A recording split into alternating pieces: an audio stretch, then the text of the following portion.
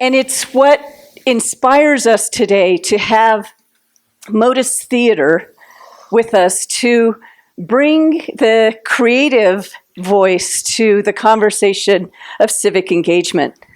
Motus Theater is headquartered and was founded in my city, which is Boulder, Colorado.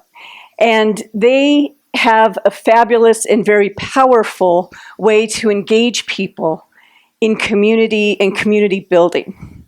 So just wait and see, right? And I'm glad you're here for this experience. I'm going to turn it over to Motus Theater host, Mr. Joaquin Mosley. Good morning, good morning. How y'all doing this morning? Good, good. I'm glad you guys are up early with us.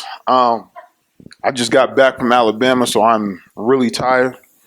Had a chance to go down to the equity, the justice initiative down there and go through the whole, experience of, from slavery to mass incarceration. So learned a lot. Now I'm glad I'm here with you guys. So without further ado, thank you for, introducing me to the crowd. And as Miss Benita Duran said, my name is Joaquin Mobley. I am a serial entrepreneur here in Colorado, originally from New York City, the Chief Operating Officer of Community Works, whose mission is to empower people through meaningful employment opportunities. I am also a monologuist for Motus's JustUs Project and the JustUs Project strategist for Motus as well. We do a lot of work. We build alliances. We really do a great job with bringing the information to the masses about, incarceration from all different facets. So whether it's dealing with kids being incarcerated, or for me, who's formerly incarcerated as well, some of my plight as well. So I want to thank the National Civic League for inviting Motus to share with you two of our monologues. We have several. We got two that we felt would be most impactful in this setting. One from Motus Theater's JustUs Project, and we're going to also do one from the UndocuAmerica Project. Right? The JustUs Project aims to uplift the voices of those impacted by the criminal legal system so we can reflect on how to create a more humane and just justice system. The UndocuAmerica Project aims to uplift the humanity of those negotiating aggressive and inhumane immigration policies so that we together can make and take action to create more just immigration policies. That's something that's very important to me. I am the first generation American on my father's side, so all the topics that we're going to be discussing today are very important, and I have some kind of connection to. Before we begin Motus's program, we want to ground ourselves in our body and on this land, so we are fully present for the opportunities of today. So each of us has a lot going on in our lives, families, and communities that we represent. So before we begin to listen to someone else's story, let's allow ourselves to close our eyes for a moment, feel what is in our hearts, and take 3 breaths together. You guys ready? Everybody ready? All right. Inhale. Exhale. Inhale. Exhale. Get all the air out of your lungs. One more time. Inhale. Exhale. Everybody feel good? All right, before beginning, we also want to acknowledge that we are on the gathering. We're gathering on today's ancestral land of the Arapaho, Ute, and the Cheyenne, and acknowledge that this country's wealth was built not only on stolen land, but the stolen labor of Black, Indigenous, and racialized people. Every one of us has an opportunity to engage in a meaningful process of truth, reconciliation, and strategic action.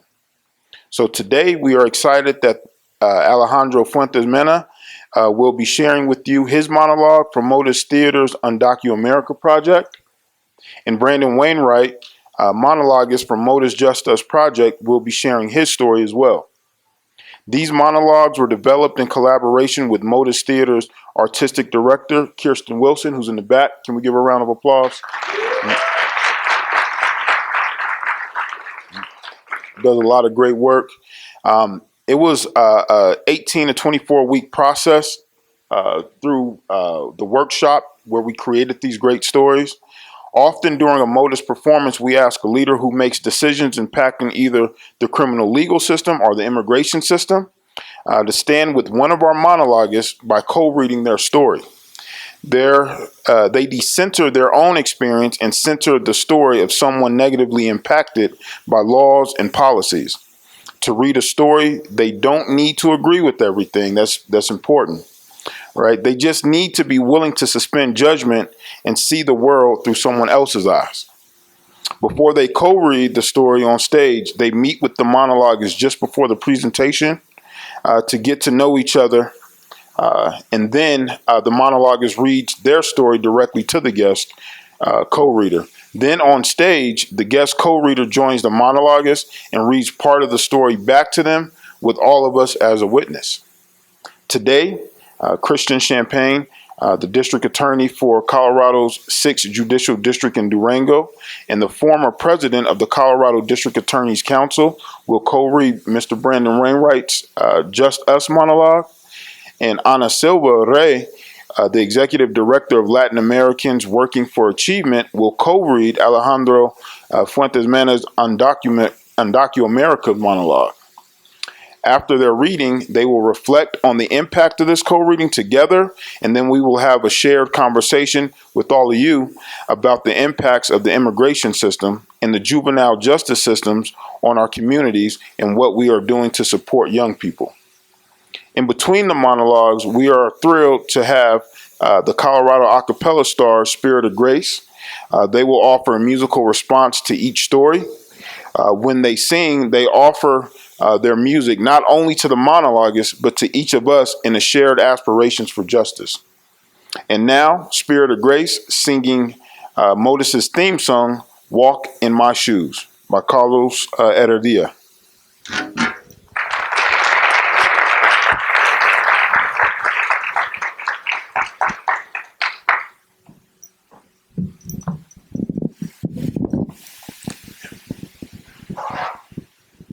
Good morning. Today's presentation is an opportunity for you to step outside of yourself, your norms, how you see things, your perspective, and to take a walk in someone else's shoes. And that's the title of Motus's theme song, Walk in My Shoes. If you could just for a moment take a walk in my shoes, feel the weight of my burdens, yes, and see the world as I do. Maybe then we'll find a way to live a life where each can say, I respect who you are. So take a moment to refrain from all your judgment and your pain and hold my story for a while. Si puedes por un momento a caminar mi camino, sentir el peso de mi carga y ver el mundo como yo. Así vamos a encontrar la manera de hablar y dice yo te respeto. Tomo un momento sin rencor, sin todo el juicio y el dolor de mi historia por un tiempo. And tell my story for a while. And hold my story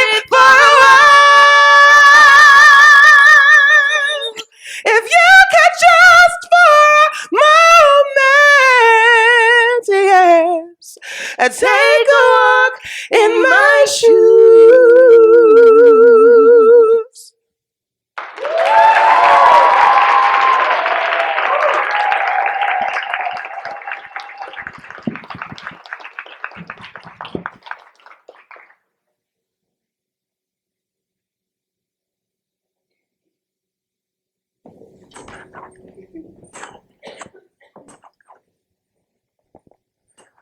What's up, y'all?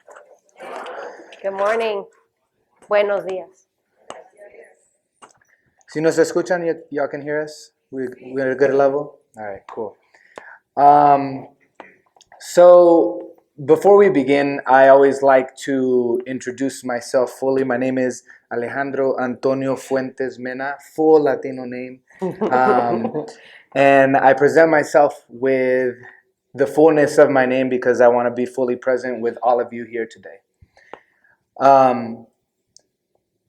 The monologue that I am about to share is one that came through the work, as Joaquin was stating, of a lot of hard work, being in the same room with a lot of individuals who had experienced similar experiences. And it was the first time where I was in a room where I didn't have to explain every single facet of why I faced what I faced, and even more so, how that made me feel. Those spaces are sacred, those spaces are rare, and I am fully grateful for it. Before we begin, I just want to dedicate this piece to my parents, who you will hear a lot about throughout this monologue. And now I get to welcome the Executive Director of Latin Americans Working for Achievement, Ana Silva Rey, who will join me to read my autobiographical monologue. Thank you, Alejandro. Good morning, everybody. As he mentioned, my name is Ana Silva Rey. That is my full name, all 11 letters of it. I am native of Mexico, but I've been living in Charlotte for the last 26 years, so I call it my hometown now. I have the privilege of leading a nonprofit called Latin Americans Working for Achievement, where our mission is to advance the lives and education of Latinos in the Charlotte region. We do this through educational, academic, and cultural events, and I'm here to honor the students that we serve by giving them scholarships and opportunities to fulfill their dream of a post-secondary education and the American dream.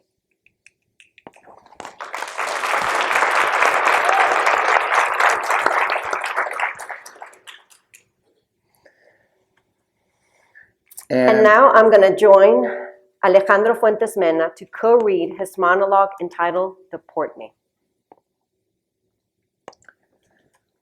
I was just a kid when I realized what being undocumented meant. At age 8, I started going to work with my dad so I could help him rebuild the entire outside of other people's homes, all the while not having a home of our own.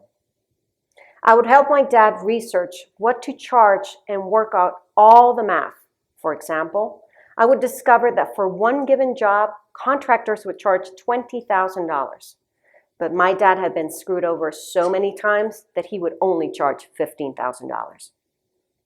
And clients would see his strength in Spanish, but his lack of English and documented status, and give him about $10,000. And that is who my father believed he was. Half the man I thought he was, half the value of any other. I witnessed how my mother would leave for an entire weekend, 72 hours, to take care of somebody else's family. She was lured with the promise of being paid over $300 for the weekend. She would come back home with only $100 in her pocket. $100 that she somehow saw as a blessing. $100 that I saw as an attack on my family. All this rich family saw little value in everything my mom did. They would take her away only to use her and spit her out. The money they paid her was barely enough to cover the food on the table. It didn't cover the worry my mother had because she couldn't come home to take care of us when we were sick, help us with homework, comfort us when we returned to an empty house. $100 for a whole weekend away from her family. Like she was worthless? But don't you understand that she was priceless to me? Well, spending my weekends without my mom as she cared for other people's children.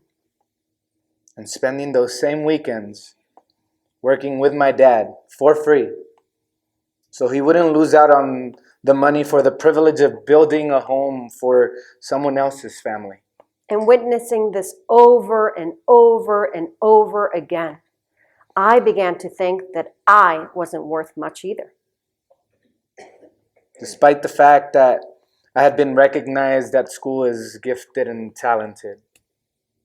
Despite the fact that I was a math whiz, learned English, a completely unknown language, in less than 1 year, and that I was an engaged student. Despite the fact that I was the precocious worship leader at my church. I let all those weekends of feeling worthless affect me. I began making jokes rather than making plans for my future. Playing games rather than paying attention. Chasing girls rather than chasing my dreams. And like a self-fulfilling prophecy, I got to the point where my grades reflected what society said my parents and I were worth. Half-price human beings. But luckily, I had a teacher named Miss Kelly Kovacic, who worked hard to remind me of my value and helped convince me that what this society was telling me and my family was wrong. With her support and that of many others, I got myself out of that pit of self-deprecation. Past the insecurities. Past the hate. Past the negativity. Past the half version of me into a good college and into a position where I am now an educator who teaches math. And like my mentors, I teach young children their value because all children are valuable just as you and I are valuable. As a teacher, I can't help myself. Let me take y'all to school for a few moments. Y'all good with that? All right. Let's start with a little math lesson. My father is one man, one of the hardest men I know. Hardest work? Workers, sorry about that. All good. My mother is one woman, one of the strongest and most compassionate individuals in my life. My sister is one daughter, a brat, but a lovable one, and an American citizen. And I am one son, half of this country and half of Chile. And we are 4 whole, beautiful gifts, indivisible with liberty and justice for all, not the half-priced individuals that society has attempted to make us. Now moving to applied math and economics. If this country continues to deport the undocumented community, it's missing out on courageous, strong, intelligent, family-loving, resilient, hardworking people of great value. And that is not only our loss, it's your loss to miss out on us. Not to mention the billions in taxes that we bring in every single year, which, by the way, is billions more than large corporations are paying. Lastly, moving beyond math and ethics. Paying an undocumented person half the value of their life's work. Extracting all you can to build your homes and take care of your families, and then deporting them as if they had not brought value. It's not just mathematically flawed. It's an American math story problem gone wrong. It is criminal to treat us as subservient or less desirable. I am living proof that this country, undocumented, teaching your children, supporting them, engaging their minds in math at their dreams. I am 100% here, and I am 100% committed to this country in which I was raised, This country that constantly seeks to spit me out. Lose me, and you lose my value. Not just the money I pay into taxes and the money I pay into a social security that I will never be able to benefit from. But you lose my ability to inspire, connect, and engage. You lose my ability to bring an impact. And you lose the knowledge I bring to my students, who are your children. This country would be foolish to lose me. Deport me. Deport me, but in the end, I just hope you realize that it's your loss. Thank you. Thank you. Good job, Alejandro.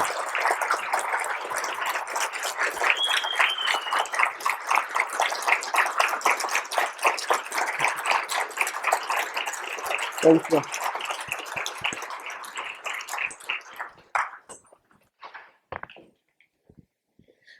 Alejandro, we thank you so much for having the courage and the strength and the foresight to share your story with us today.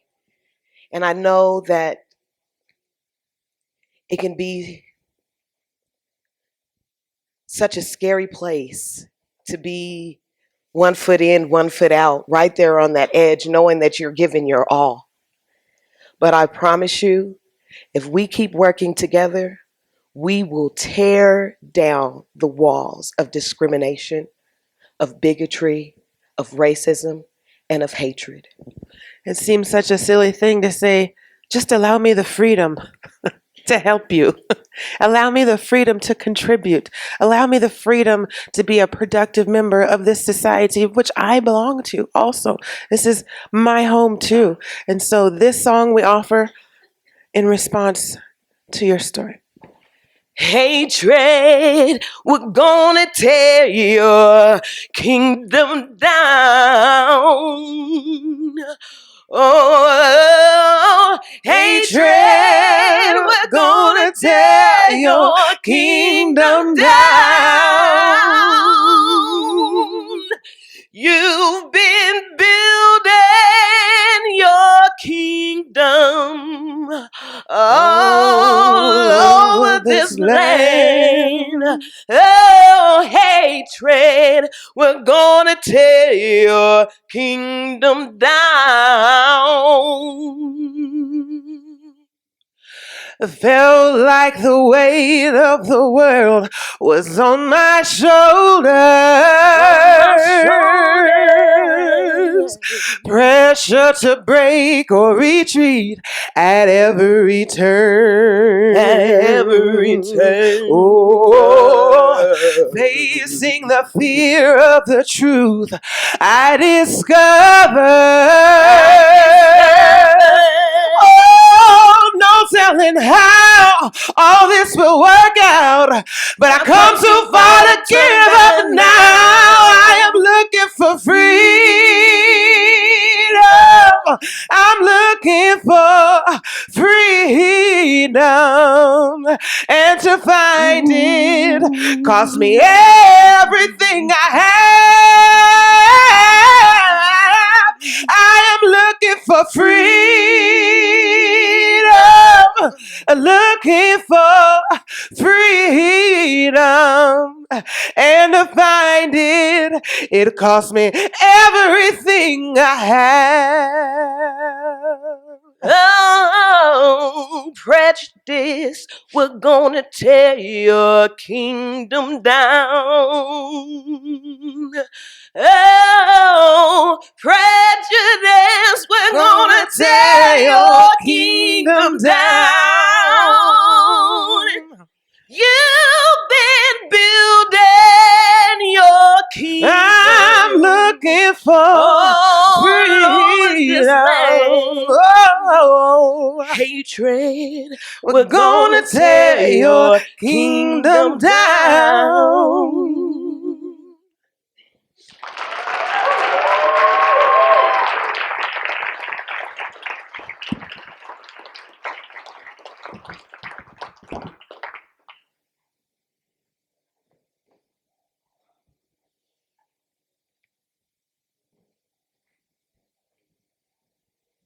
I can get this thing in here. Oh.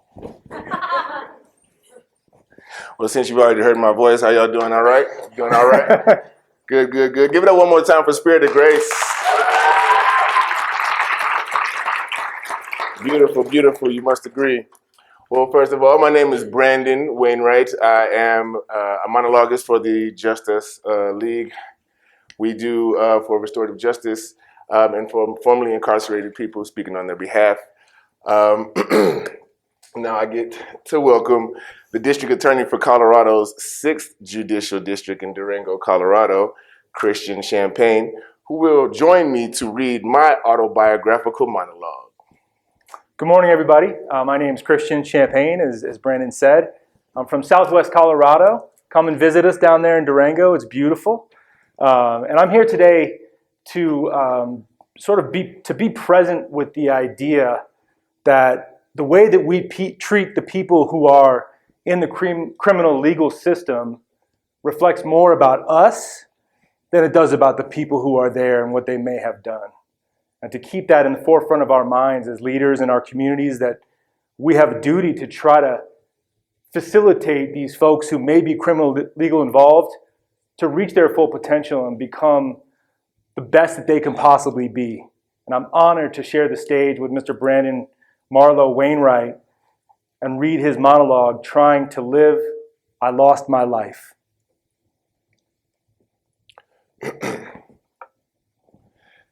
At birth, I was named Brandon Marlowe Wainright.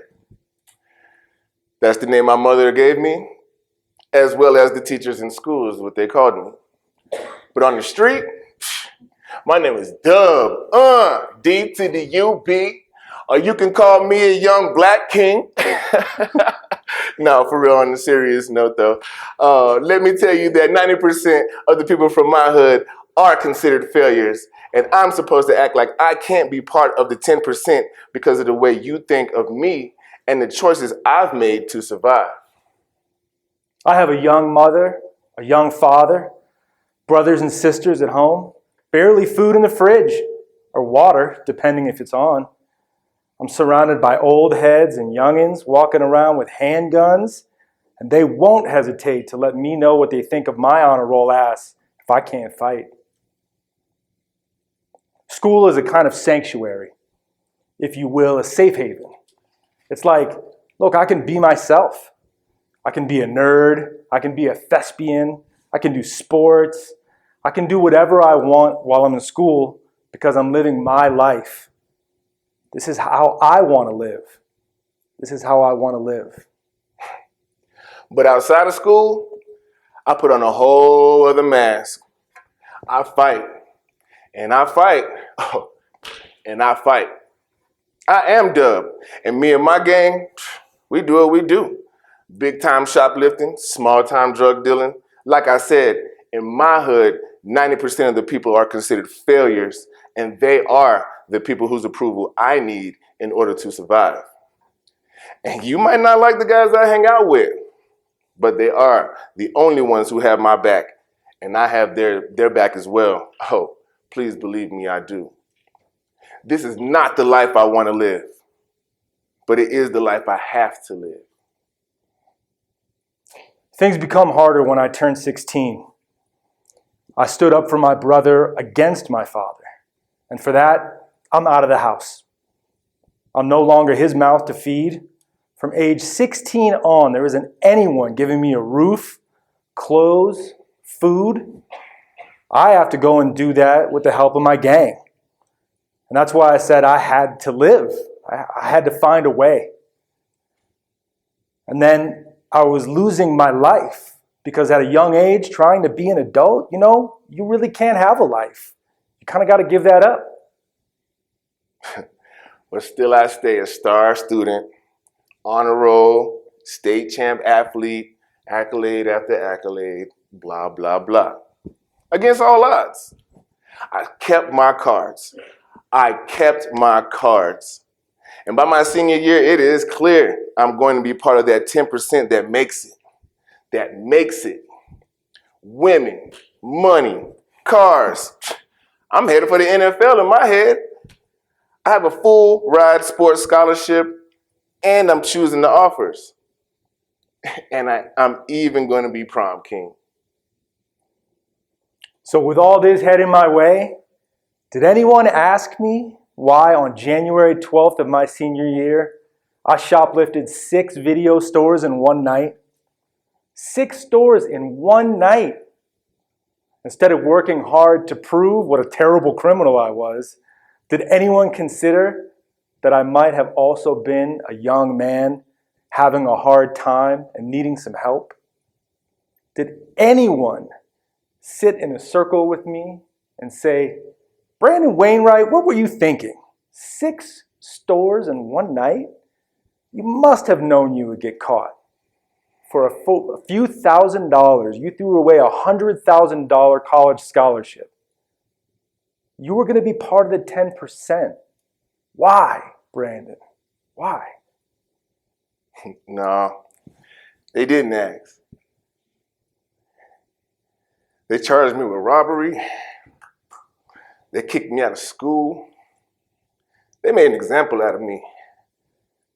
Nobody acknowledged that I had to be the best at being Brandon Wainright, star athlete, star student, to make the 10% and to thrive. And that I had to be the best at being dubbed, to have shelter, food, and to survive. They didn't acknowledge that I was locked in a terrible split that put surviving and thriving at war with each other.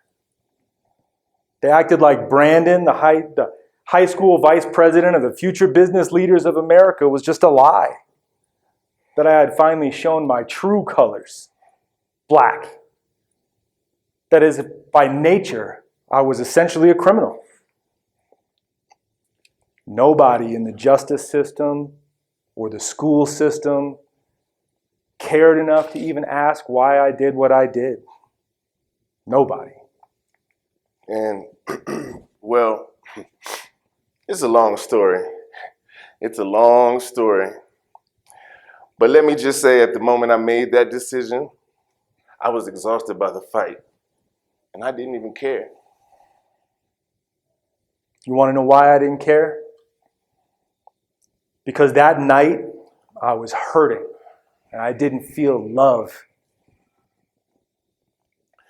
You know why I didn't feel love? Because I wasn't getting it from the parents who I thought had made me their son. They didn't come to my games. They didn't care that I was on the honor roll, that I was going to college. They didn't even have to pay for it. I had a scholarship. Why wasn't I getting that love? Because I was living on my own at 16, away from the only home I had ever known. Because my parents were young, they hadn't grown up with much love. And they were busy fighting poverty, fighting racism, fighting their own ignorance, fighting to survive themselves. And tired of fighting with me and struggling with how to raise a young black son in a place where the streets have so much power and the parents have so little. Or you could just knock it down to the fact that where I was raised, you're either born with it or you're born without it, no matter what you apply that to. And I thought I'd rather be caught with it than without it. I'd rather die on my feet than live on my knees. I needed money to live, for food, for shelter, for the clothes on my back. And maybe to graduate looking nice in that prom king suit I was going to buy with some of that cash. Yeah, it's a long story that you slam into one righteous move of your gavel, and you would have to actually care about me to understand. Instead of any help and support dealing with the challenges I faced, I got a lifelong label as a criminal and just more obstacles to overcome. I was already tired, and the fight just got harder. But I'm not giving up. I have two beautiful daughters. I have a biological daughter, and I have a bonus daughter, London and Anina. I have a handsome 3-year-old boy. His name is Nasir, which in Arabic means the giver of gifts, or one who gives victory. So everything I do from this point on is for my kids and for my family, so they will never go through what I went through.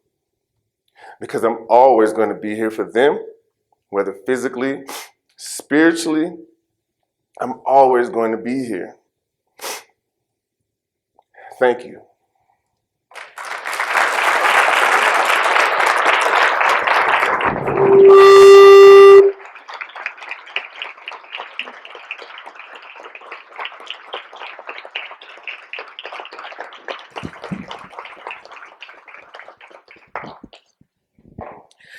Brandon, listening to your story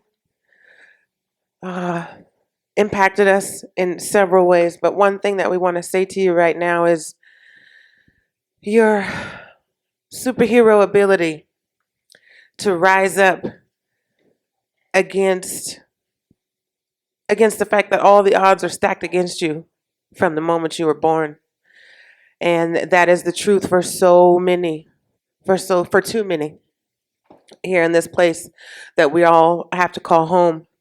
And so we would like to acknowledge that we see you, that we care, that we're proud of you, that we love you, and that you have our respect for that superhuman, superhero power that you have, that ability that you have to just rise up and not back down and not let that break you.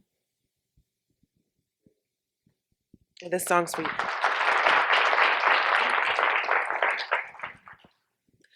You're broken down and tired from living life on a merry-go-round, and you can't find that fighter, but I see it in you, so we gon' walk it out and move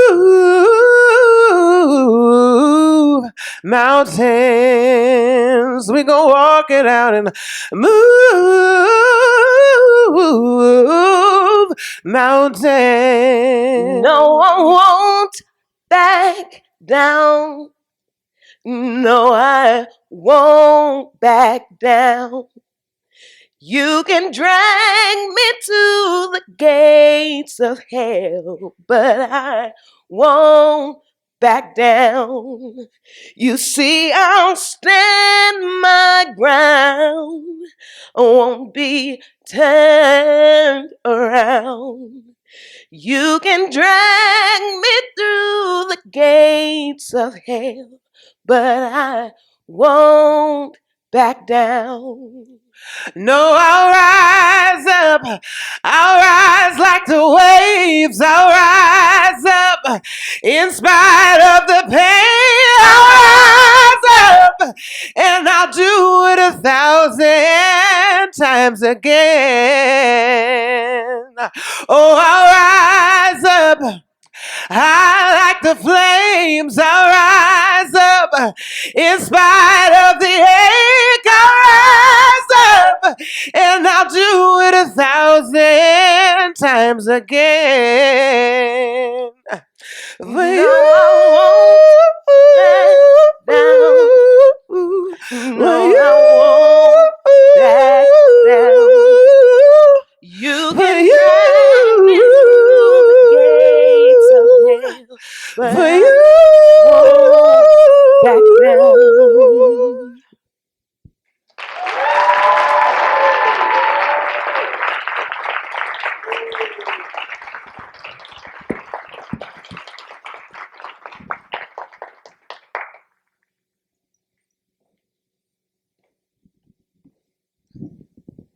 Amazing, right?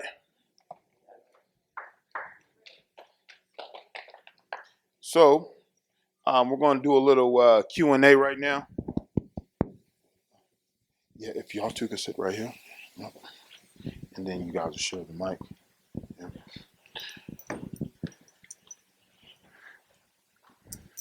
All right, so I want to thank Brandon, Christian, Alejandro, and Ana. And now I would like to ask a few questions of our guest co-readers that we always ask at the Motus event.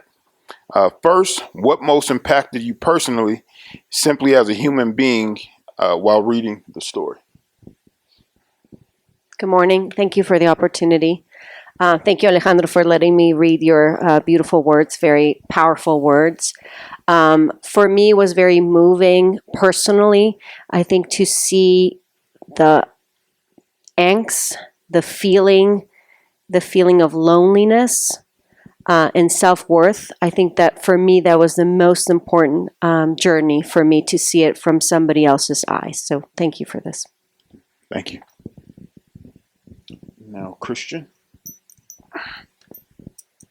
For me, excuse me, reading Brandon's words and sharing the stage with him, you know, it really hit me in this really real and visceral way. You know, sometimes we get disconnected in the work that we do, and we forget to realize that these are real people that whose lives we're impacting.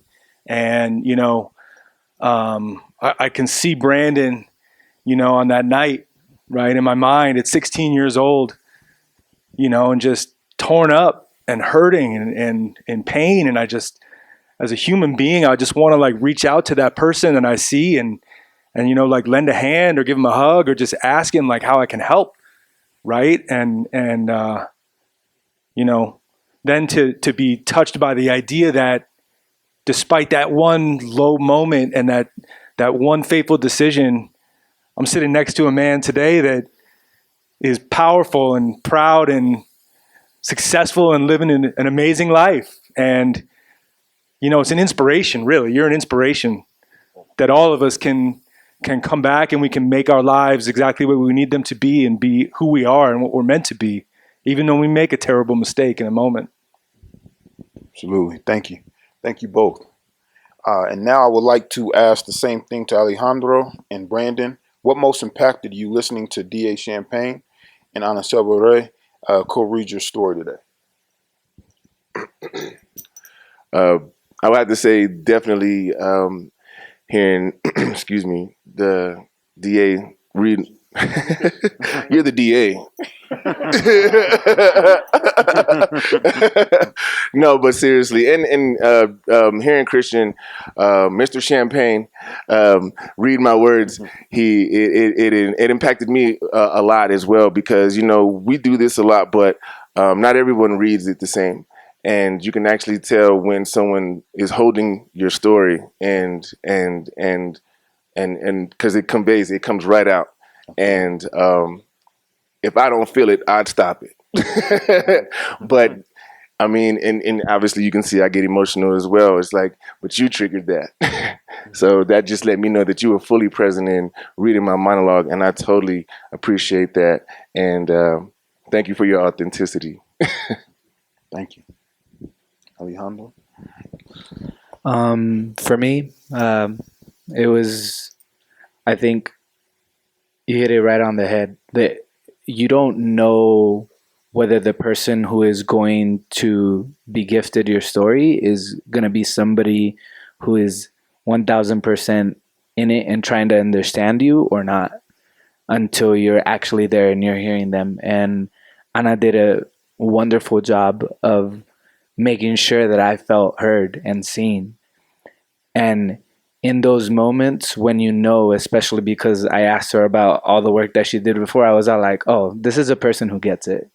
She knows what's up. She knows the struggle because she's witnessed it. She's a daughter also of Mexican heritage, and that comes with its own demons within the context of America. And I just felt very honored. So thank you. Thank you. All right, now Ana, how do you hold the story you co-read from your leadership role as the Executive Director of Latin Americans Working for Achievement? That is a very good question. As I mentioned before, our organization provides scholarships to, well, I didn't, I said academic educational programs. So we give scholarships to Latino youth going to post-secondary education, and that is regardless of their status. When we set out to make the application, and actually this happened over 30 years ago, so I can't take all the credit, that was intentional. The idea was to propel that youth that wants to have those dreams of post-secondary education. So for me, it validates the work that my organization does to help those that need that extra help and to help those that are as intelligent and as talented as Alejandro, and that they're willing and wanting to do the work. Because what we see in our students is they're willing and wanting to do the work, but they don't have that multi-generational knowledge of college networking, how to apply, how to pay, how to go to financial aid, get a scholarship. So we are doing our work to help them who want to be helped. So I felt proud that the organization that I lead is helping those such as Alejandro. Absolutely. Thank you. Right. Now, Christian, how do you hold the story you co-read from the dignity of your professional role as the district attorney of Douglas County? For me, this story is like a wake up call, right? It's like a reminder. For those of us that do work in the criminal legal system, it's really easy to get jaded, right? You get cynical. You've been doing this for a long time. You see, people come in, they've done dumb things and made mistakes, and it's easy to like slap a label on someone like Brandon and be like, oh, he did this thing, he's a criminal, right? What's harder is to do the work to see past that and find out who's the human being underneath this, and what do we need to do to get connected to that human being and bring them back in to our community, to our, to their lives, so that we can help them get their lives back on track, which really in the long run is better for everybody, right? And so it's a wake-up call, for those of us that deal with problems a lot and deal with difficult situations, and we get tired and cynical over time, to hold on to that belief that people can turn their lives around and give them a chance to do that. Absolutely. Thank you. Thank both of you, Brandon. So that was great answers. Is there anything, Brandon or Alejandro, that you guys want to say to your co-reader today before we get into the questions with the audience? Yeah. I'm just gonna say thank you for holding my story. Like seriously, just like getting emotional just thinking about it, but you really held that story, and I really appreciate that. You really were present, and you conveyed that. I appreciate it.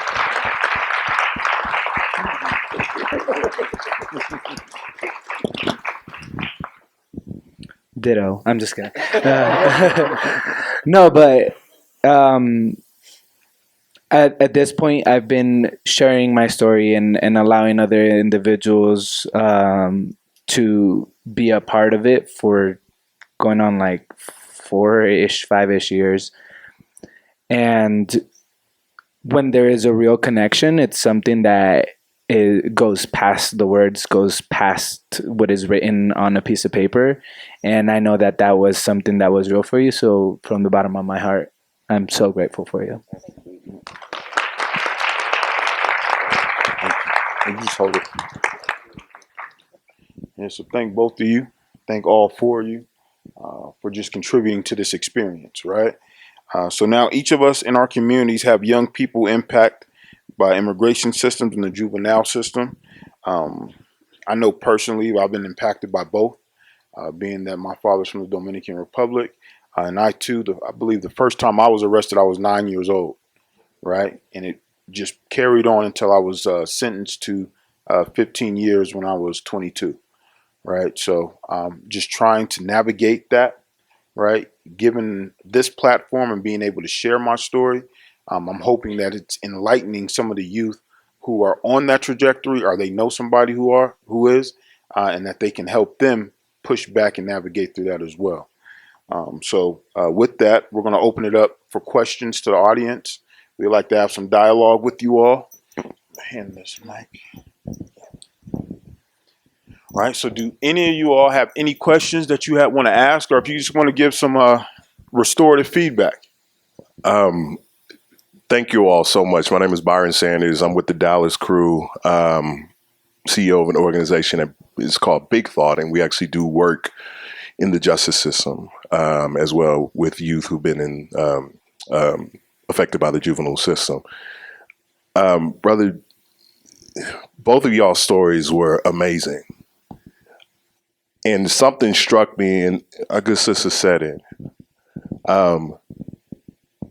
It's almost like you had to have superhero-like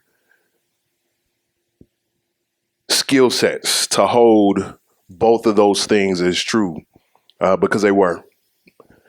And the thing that I'm asking is, for the people who read these stories with you all, to understand, yes, we're holding this one story, and this story is representative of thousands and thousands of other stories that don't have the similar endings, that have we are just leaking humanity throughout our entire society. How do we now take these stories and elevate them, but as a strategic set piece for us to make the systemic change so that we don't keep having these stories? We got too many young people that have that exact same story. And I was moved to tears, brother, because I saw them when you were talking. Thank you for sharing it. And what is our collective responsibility to respond? Thank you. Thank you.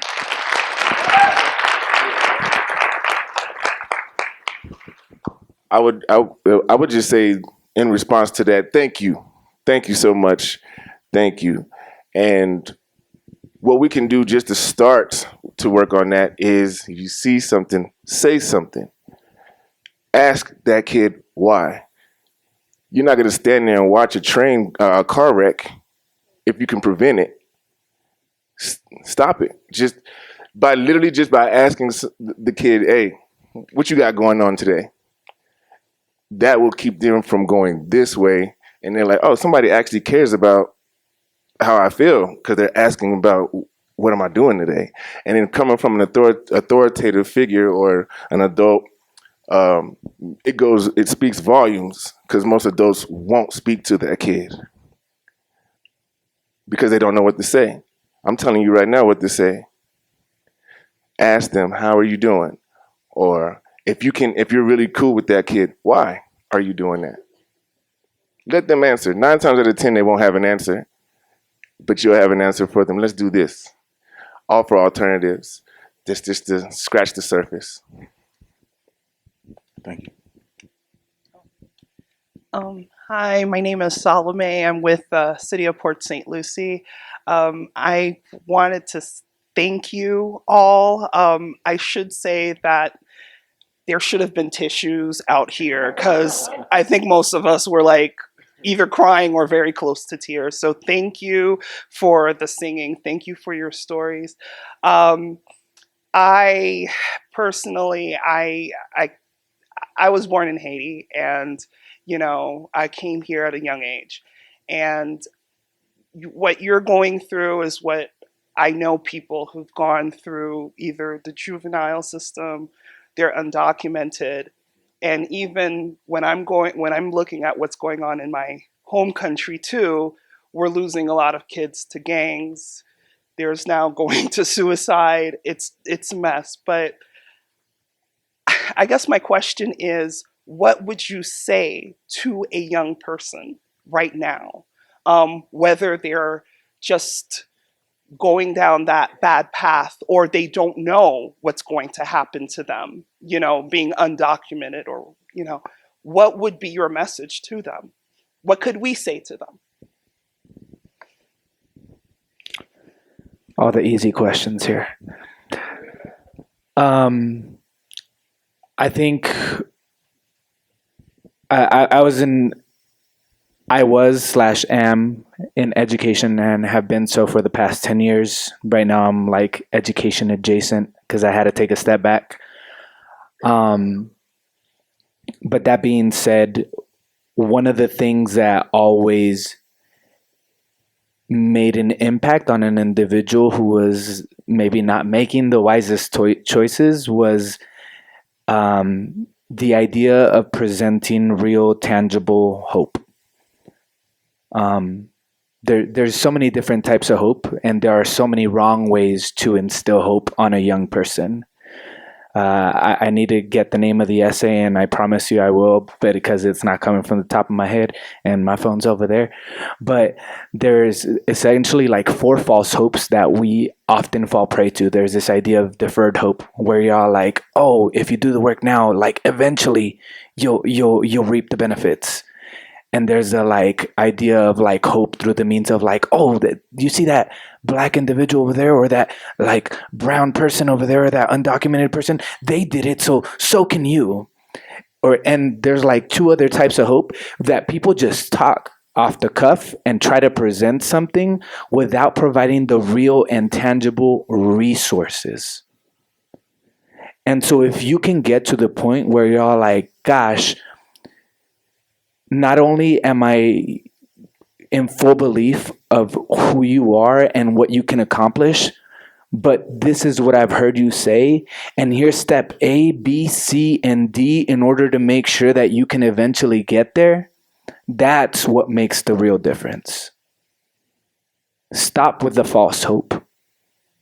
Start with the tangible hope that will get kids on a path that makes it feel like I actually can do this, because in order to get to step C, all I need to do is a really quick and easy step A first. If I might add, I think the first thing is we as leaders, community builders, we need to acknowledge we have to see. So we need to tell people, I see you. Because acknowledgement is the first part of growing, of understanding, and on working on something. And I think the second one, to follow up on yours, I think it is our obligation as adults, as leaders, to know what is in our community to help those. I learned the past couple of weeks working with a delegation from Charlotte what the Charlotte-Mecklenburg Police Department does. And I'm sorry, I'm going to very much paraphrase what they're doing, but they do have programs to help youth and not get incarcerated on first offenses, and they are de-escalating what could come up. So they are seeing that there's an issue. They are seeing real and tangible benefits, and come to our presentation at 2:30 and you will know the numbers. But what I'm saying is, really, we need to educate ourselves on, you see a train wreck, you know what you need to do, right? You see somebody that is having choices that are not what you believe that will take them on the right path. Educate yourself what is in your community, what is available, because that is the power that we have. We have connections. We have the voice, the power to make change. It is up to us. Great power, great responsibility. We're here. We already are doing some work. There's youth, there's leaders, there's elected leaders, there's community workers. We have the power to change the trajectory of our youth. Absolutely. And if I can add to that, how many of you guys familiar with the term credible messengers? Right? I think by empowering credible messengers to go and speak to the youth, former gang members, former gang leaders, teaching them those leadership skills and bringing that back to the kids. Me being a former gangbanger, I've seen that work because I can meet the kids where they're at. I know all the nuances associated with that life, and I can speak to that and speak them out of it. And just identifying those peers in your communities, in your social circles, getting them the knowledge that they need as far as becoming a credible messenger will go a long way. Hi, my name is Lisa, and I'm with the Davie County, North Carolina delegation. I'm also a teacher, and I really hear the pain of your stories, and I appreciate them. I see things from your perspective through your presentation in a way that I haven't before. But my question is specifically for Brandon. I hear this torn kind of life that you were leading and successful in both, from my understanding. But from an outside perspective, as the teacher, like at what point should or could someone have intercepted that double life for you? And in what way could they have presented it in a way where you would have been authentic and honest and kind of torn away those layers of this double life that you were leading? Does that make sense? Absolutely. So for me, while I was in school, pretty much piggybacking off of what they were saying over here, acknowledgement. I was in school. I was an all-state athlete. I was on the honor roll. I did everything I could to be seen, but I wasn't being seen by the people I wanted to be seen by. No one asked me anything about that. No one asked what was going on outside of school. They just, as long as you're doing your day-to-day, you're good. And I was good at hiding that hurt that I was getting from outside of school.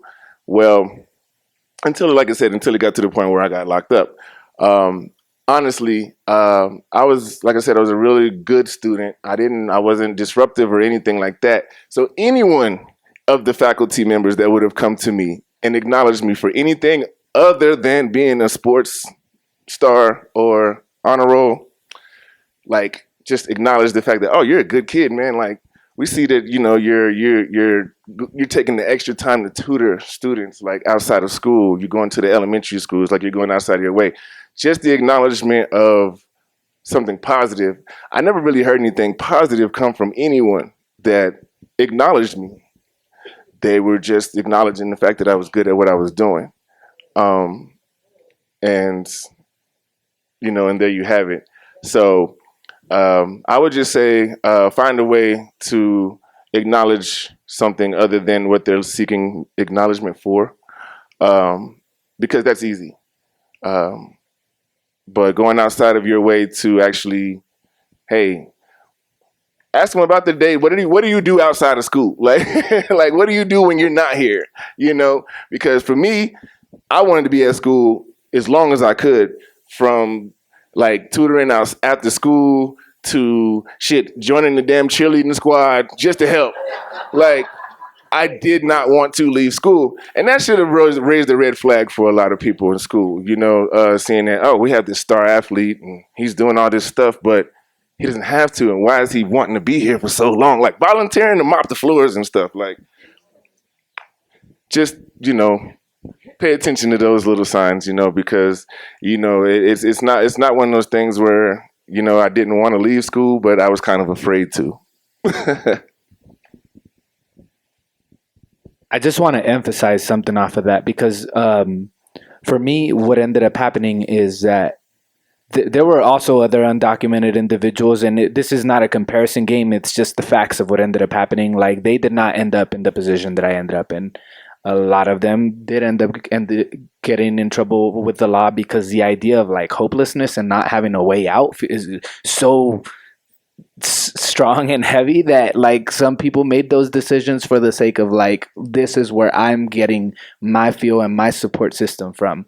And literally the reason why I named Miss Kelly Kovacic by name is because she was the first one who saw past my foolishness, like straight up.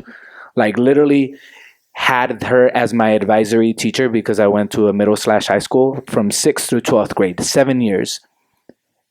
And it was consistency, the fact that she kept coming back, that created those changes. Because the first 2 years, I continued being a freaking fool. Like, I was still getting, I joke around about this, but it's facts. 6th, 7th, and like part of 8th grade, I was only getting C's, D's, and F's. And the only thing I was getting an A in was gym. Mm-hmm. Because I could run around. But it wasn't, it was like her consistent belief in me and her consistently trying to come to me and ask the right questions until at one point it like illuminated itself as like, oh, she's actually going to have my back. That her belief in me made me finally believe in myself. And it was in ninth grade where I got my first all A report card. And I was all like, what the hell? How did that even happen? It made no sense. But it was, if you have consistency, an individual that is willing to come in and show up despite the walls that you're putting up, and you're willing to put in that heart work, that's what makes a difference. Ditto. We got time for one last question. My name is Melanie Rojas, and I'm also with Dallas today.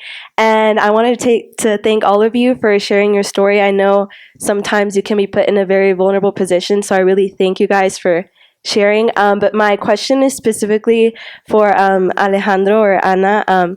I know a lot of the time, well, for me as a daughter of immigrant parents, we often suffer from an identity crisis. And there's a saying in the immigrant community or Hispanic community where they say, ni de aquí, ni de allá. And it's a lot of things that I felt a lot of the time that I feel like I don't belong here, but I'm too American for Mexico. So I wanted to know how you guys overcame that sort of identity crisis and got to a point where you felt like you belonged in this country and that this country needed you here. I belong to me. So I think thank you. I think that I was born and raised in Mexico, and I came when I was 21 years old, freshly married. And I felt very Mexican because I was Mexican, but I was never called Mexican, or I was never called Latina. I was just Mexican, right? I think that in this beautiful country, we have so many labels. And labels are put, for my own taste, to count. But it doesn't tell you who you are. My children are tomorrow 20 and almost 18 years old. And I remember vividly going to Mexico City, and my kids were very young, and I was so emotional. And somehow I got a conversation with the gentleman next to me, and I was saying, oh, my kids, they love coming to Mexico, they're Mexican. And he's like, no, hold on a second. They're American. And I said, what do you mean? They're Mexican. Their parents are Mexican, right? And he said, they're American, but they have Mexican heritage. And ni de aquí ni de allá, I agree, but it's just we are us. And that identity crisis, of course, I'm not brushing it off or anything, so forgive me if it sounds like this, but it is more about, I believe that my Mexican, and I am American citizen now, I chose to go through the process, a long process, because I was honoring where I was putting my roots and where I chose to have my children. But I think my Mexican is total icing on the cake. I think I'm all the sprinkles and all the extra layers of flavoring. And my second word, and maybe lots of people know me now, my second word is I'm Mexican, but I'm also American. And I'm very proud of it. So I think that do not let anybody say, check the box, because you are so many boxes and you can only be you. You cannot be anybody else. And that identity is to serve somebody else, not you.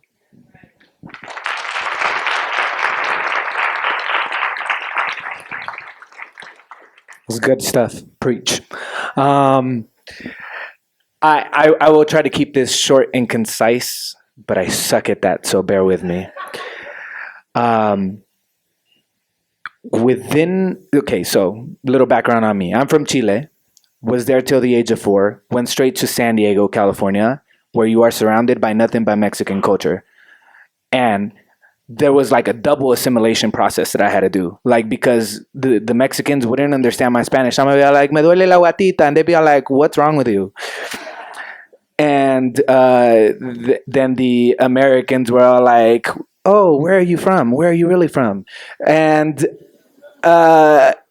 there's just like, I had to get for a while, I had that struggle of like, can I even claim my Chileanness? Like people would ask me, oh, what's Chilean culture like? I was like, I don't know. I came at the age of 4. I can tell you that they like chimichurri, but that's about it. And then there was also this aspect of like within Mexican culture of like, oh, you're like basically one of us, but you're not really one of us. And then here's what I'll say. I had the opportunity through DACA to do advanced parole, and I left the country for the first time since age 4, literally a few months ago through Motus Theater. And I went straight to the heart of Mexico and was hanging out with the indigenous elders. And they provided a perspective for me that I think I loved, because I was like, hey, I'm the Chilean hanging out with all these Mexicans coming back to their home country and blah, blah, blah, blah, blah. And they're like, stop. Stop speaking of yourself as if you don't belong. If you've done the work to claim a piece of that as part of your identity because you've been embedded in it for long enough, that's all that matters. And what you claim to be yours because you are an intersectional human with so many pieces of your identity that make up who you are as an individual, it doesn't matter what anybody else tries to label you as long as you claim who you are. It's like you rep it, you know? And that's all there is to it.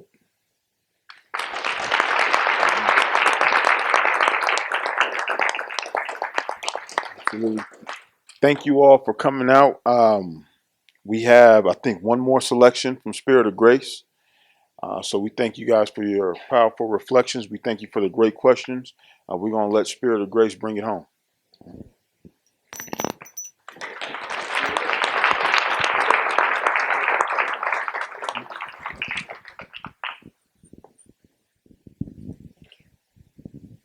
You know, one thing Chrissy and I like to tell people all the time is, you know, when you fill out those paperwork, applications and stuff, and it says race, I just draw a little box and write human. we and check my other race. and we put human.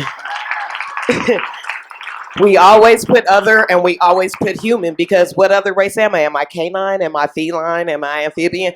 I mean, what if we're going to say race, if you're going to use the term race, right? Well, then I'm freaking human. That's the only race I've got. See the arms, see the biped, see the occipital ridge. I mean, come on, I'm a human being. So speaking towards that, what if we lived in a world where I was just a woman, not a black woman, not a short, thick woman. Well, maybe we can keep thick. But what if I was just a woman? Just a little bitty, tiny, 100 and something pound thing. Y'all felt that, thank you. Just a little 100-pound thing that someone needed to protect, like I was just a little tiny 5-foot-tall woman, right? What if you were just a man? Not a white man, not a black man, not a Mexican man or Chilean man, but just a man. What would the world look like then if people could look at you and see their father or their brother? People could look at me and see their sister or their mother. That's the kind of world that we are trying to create through Motus Theater. That's the kind of world that we're trying to create with each of you. So, do us a favor. Before you do us a favor, we interrupt your regularly scheduled programming to bring you an important message. Oh, that's right. Alejandro, vámonos aquí, por favor. It is our understanding that today is the anniversary of the great day you were gifted. Feliz cumpleaños.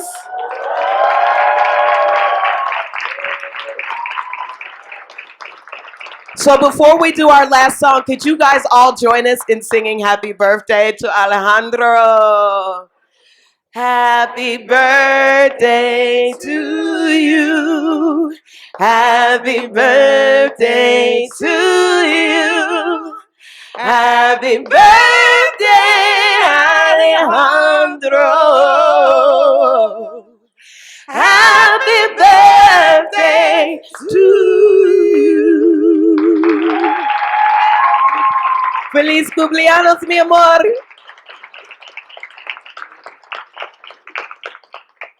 All right, now back to this favor we were talking about.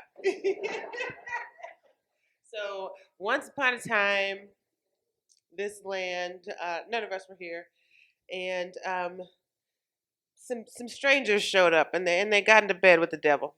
And there was a babe that was born, and it's an ugly baby. It's a monster. And this is the afterbirth now that we're all scrambling, trying to clean up. And so what we're going to ask you to do right now, this favor, is to close your eyes and use your imagination. Now imagine your very first birthday. And we don't mean like you had one candle on the cake, somebody put icing on your face, you tore into that cake with your hands, there was cake in your diaper at the end of the night. Imagine the first time you entered the world, as Alejandro did today, so many years ago. Imagine you open your eyes for the first time, you take your first breath of actual air instead of the amniotic fluid, and you're here for the first time and all the odds are stacked against you. Imagine that's how you enter the world.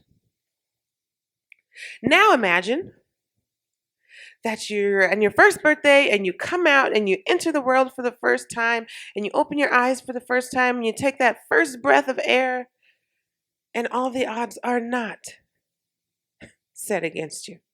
The odds forever in your favor. La, la, la, la, la, la, la, la, la, la, la, la,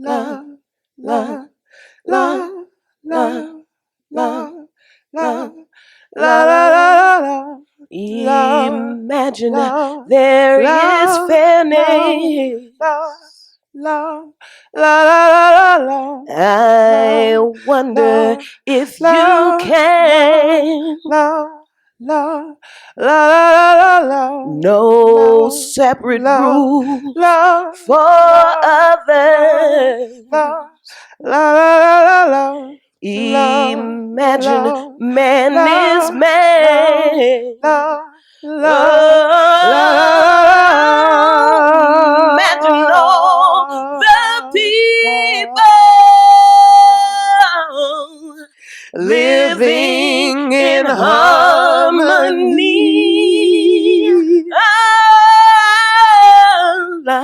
Imagine there's true justice.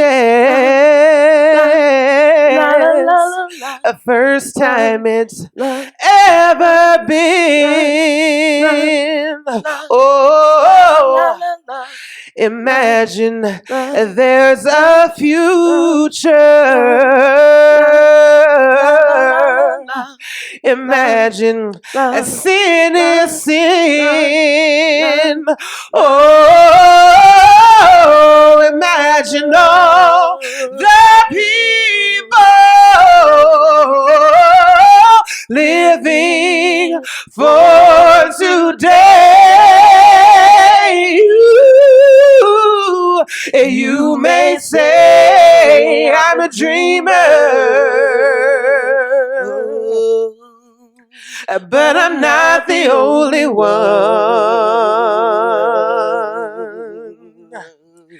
I hope today you'll join